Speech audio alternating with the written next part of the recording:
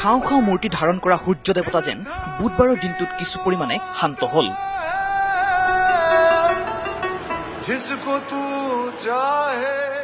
ঈদৰ পবিত্ৰ পুৱা গুৱাহাটীত এজাক কিনকিনীয়া বৰষুণ আহিল, যেন আল্লাৰহে দুৱা।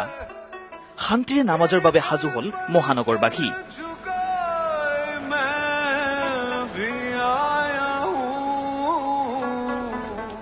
শুদ্ধ অন্তৰেৰে সৈতে ইয়াতে আমি আহি আল্লাহৰ ওচৰত দোৱা কৰিছিলোঁ। আৰু আজি আপুনি বতৰটো দেখিছে যে ইমান গৰমৰ পিছত ঠিক নামাজৰ সময়ত এটা সুন্দৰ পৰিৱেশ হ'ল। আৰু ইয়াৰ পৰা আমি বিশ্বাস আল্লাহ তাআলাই আমাৰ নিশ্চয় দোৱা কবুল কৰিছে। আজি আমি ইয়াতে এতিয়া নামাজ পঢ়িলো, আল্লাহ ইমান ভাল পৰিৱেশটো কৰিছে। ৰ'দ দিয়েছিল কিন্তু বৰষুণে দিলে তথাপি ভাল হ'ল। এতিয়া অকণ চাই আহিছে, ভাল লাগিছে। নামাজ পঢ়ি কেনে চব ভাল লাগিছে। এতিয়া ঘৰত যাই কেনে কোৰবানী কৰিম। আজি কাৰ কাৰ লগত আহিলা? আজি পাপা আহিছে আৰু দাদা আহিছে আমাৰ লগত একেলগে। ইছলামপুৰৰ ঈদগাহ ময়দানলৈ নামাজৰ বাবে এইদৰে ওলাই আহিল অলেখ ইছলাম ধৰ্মাৱলম্বী লোক। প্ৰত্যেকেই শান্তিৰ সংকল্পৰে আল্লাহৰ ওচৰত দোৱা বিচাৰিলে।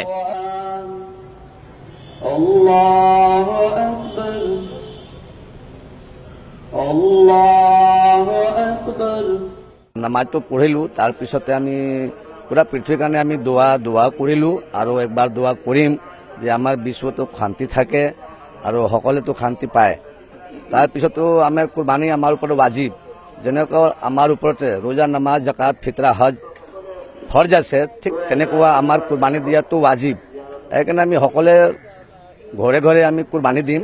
এইটো আমি এটা সংকল্প কৰিছোঁ যাতে পুৰা দেশত আমাৰ শান্তি হওক, নৰ্থ ইষ্টত শান্তি হওক, সকলো মানুহৰ জীৱনত শান্তি হওক। শান্তি নহ'লে মানুহৰ প্ৰগ্ৰেছ নহ'ব, বিকাশ নহ'ব।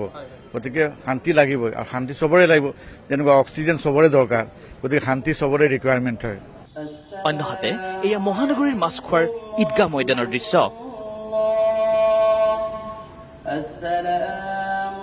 বুধবাৰে পুৱা এইদৰে মহানগৰীৰ বহু ইছলাম ধৰ্মী লোকে মাছখোৱা ঈদগাহ ময়দানত সমূহীয়া নামাজত অংশগ্ৰহণ কৰে। সমাজৰ উচ্চ নিচ, ধনী দুখীয়া সকলোৱে মিলি সমিল মিলেৰে বিশ্বৰ মানৱ জাতিৰ মংগল কামনা কৰিলে এই ঈদগাহ ময়দানথলীত। পবিত্ৰ কোৰাণৰ বাণীৰে প্ৰেম, কৰোণা আৰু অহিংসাৰ মন্ত্ৰেৰে বিশ্ব ভাতৃত্বৰ সংকল্প ললে প্ৰতিগৰাকী ইছলাম ধৰ্মাৱলম্বী লোকে।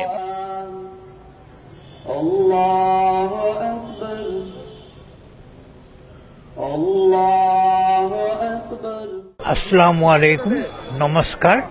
আমি ভাই হিচাপে থাকিবলৈ বিচাৰোঁ, শান্তি বিচাৰোঁ আৰু আমাৰ মাজত যেন শান্তি বিৰাজ কৰে আৰু এই উৎসৱ সুদূৰ প্ৰসাৰী হয়।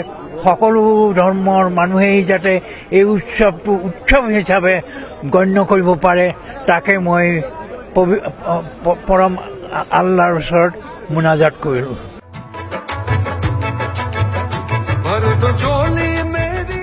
নামাজৰ শেষত এইদৰে কণ কণ শিশুহঁতে ইজনে সিজনক আলিংগন কৰি বিলালে একতাৰ বাণী। জ্যেষ্ঠসকলেও আলিংগন কৰি দিলে পবিত্ৰ ঈদ উজ জোহাৰ মুবাৰক বাৰ্তা।